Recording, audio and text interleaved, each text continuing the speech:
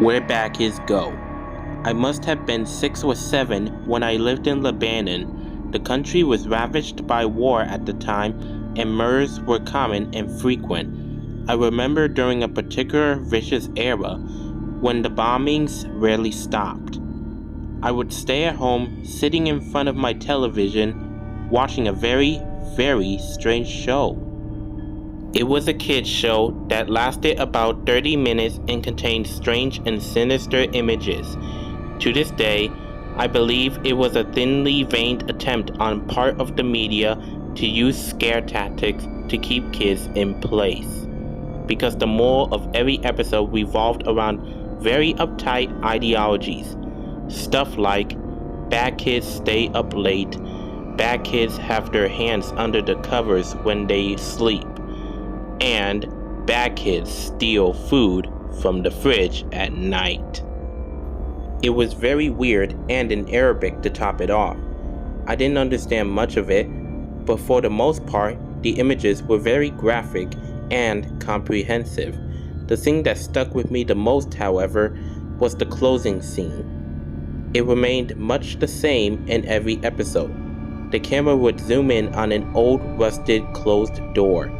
As it got closer to the door, strange and sometimes even agonizing screams would become more audible.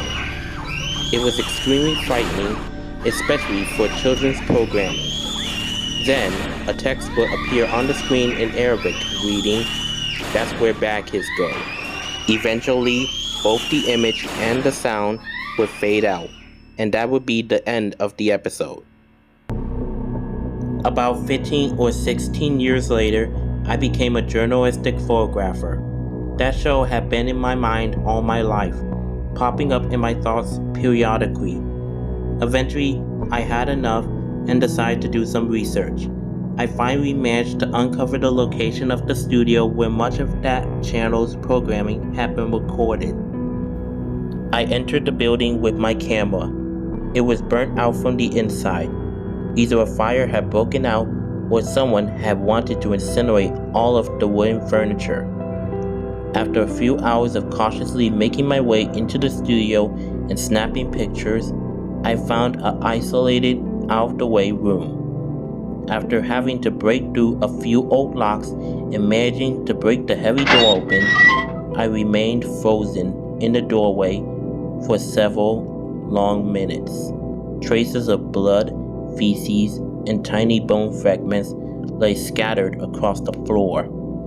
It was a small room and an extremely morbid scene. What truly frightened me, though, what made me turn away and never want to come back, was the bolted, caged microphone hanging from the ceiling in the middle of the room.